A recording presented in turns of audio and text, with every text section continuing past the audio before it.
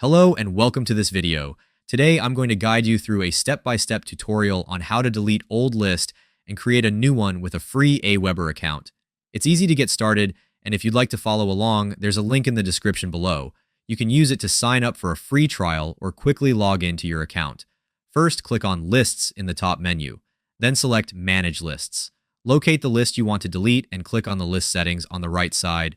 Scroll down and click the Delete option. Then confirm by clicking Yes to delete your list. To create a new list, go back to Lists in the top menu and click on Create New List. Please note that creating a new list requires purchasing a premium plan. After obtaining the premium plan, you'll unlock various additional options. Before we finish up, I want to invite you to a free training webinar where you can learn how to earn high-ticket commissions while growing your email list at the same time. It's completely free. So be sure to grab your spot by clicking the link in the description below. Thanks for watching.